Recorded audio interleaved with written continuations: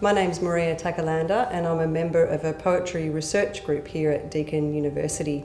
And our research group is looking at the ways in which poetry retains an important place in public culture.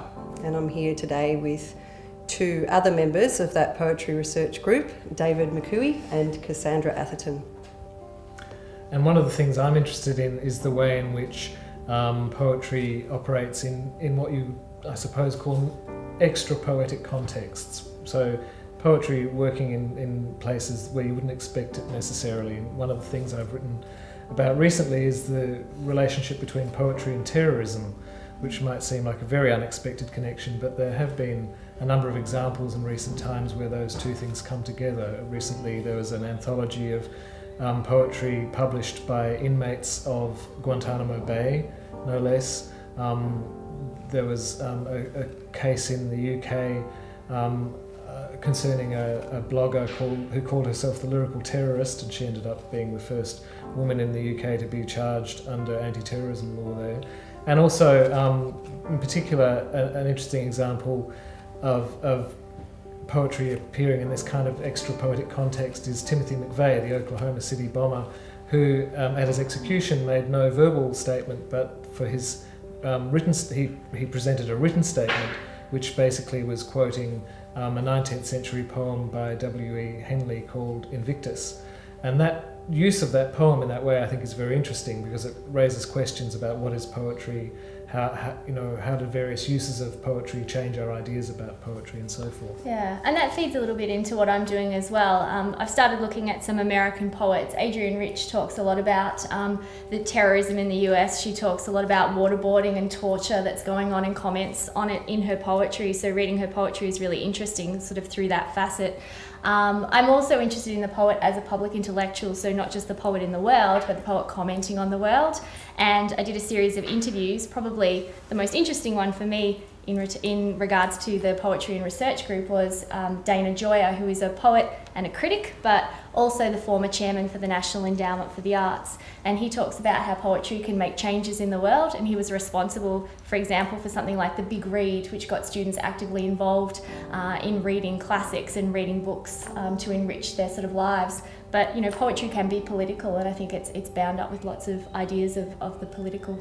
And there does seem to be some intrinsic connection between poetry and experiences or emotions of extremity. So we see that with the examples of poetry outpourings in response to the terrorist acts, for instance. But poetry appears routinely at funerals, at weddings.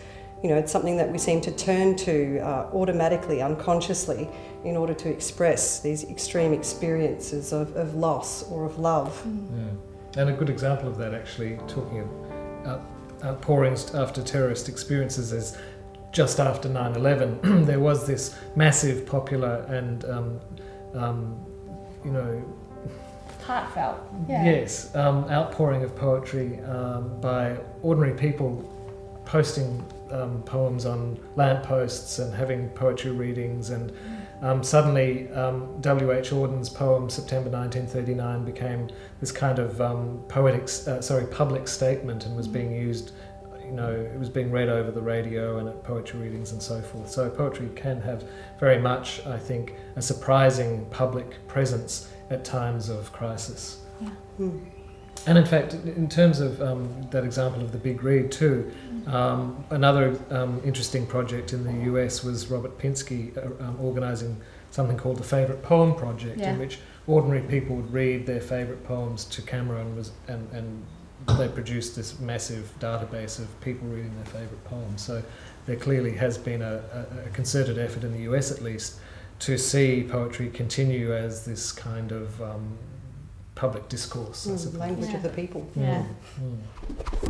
So we've talked about poetry as being a kind of language that we turn to express emotions that are extreme, that are difficult to talk about, and that's certainly consistent with my experience of writing poetry. So we often turn to poetry to write about experiences of love or loss, but there are also other experiences that seem resistant to normal or everyday articulation. So that might be the experience of someone else's subjectivity, the experience of the strangeness of history, the experience of the environment. And the poem that I'm going to read, I suppose, attempts to explore one's experience of the environment, something that's quite sort of ineffable or difficult to articulate.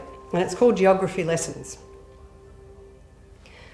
How a mountain can forsake you for the sky, casting away your heart like a goat kicking at a brittle stone. How a forest can feed you with its air, tenuous fusion of night and day, until you think it might be enough.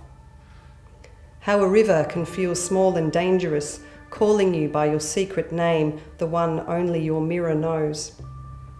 How an ocean can rage at the moon until you adopt its colossal anger as your own and live believing it is all something personal.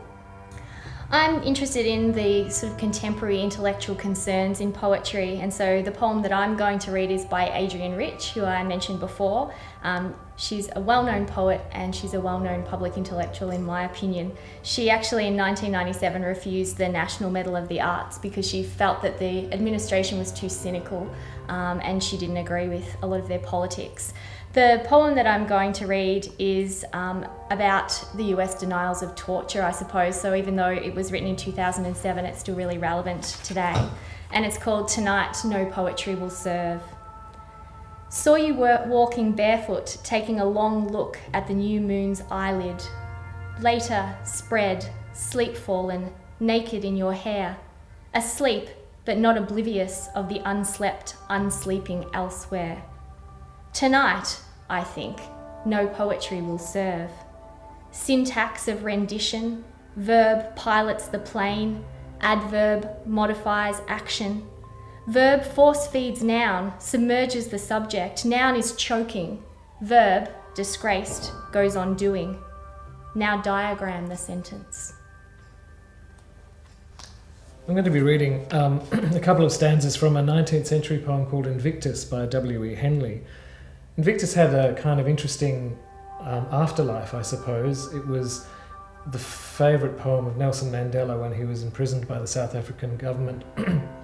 He used it as a kind of inspirational text for himself and his fellow prisoners. It's also more bizarrely being used in an advertisement for a gun-mounted flashlight, and it has had a number of other people kind of take it on, and I suppose most famously in recent years it's been Timothy McVeigh, who, as I said, used it as his final written statement for his execution. And the poem, I'll read the beginning and the ending of the poem. It starts, "Out of the night that covers me, black as the pit from pole to pole, I thank whatever gods may be for my unconquerable soul. It matters not how strait the gate, how charged with punishments the scroll. I am the master of my fate, I am the captain of my soul." And those last two lines, of course, are very famous, coming from someone like Timothy McVeigh, who caused the deaths of 168 people, including a good many children. That, of course, is quite an extraordinary kind of statement to be making just prior to your execution. It's a really provocative kind of statement to be making, in fact. And the fact that he used a poem that was so well known, I think, is quite an interesting feature of his act. I hope we've given you some insight into poetry as research. I know that both of those terms seem to be exclusive, but I hope after hearing us talk about it that you'll see that they go hand in hand.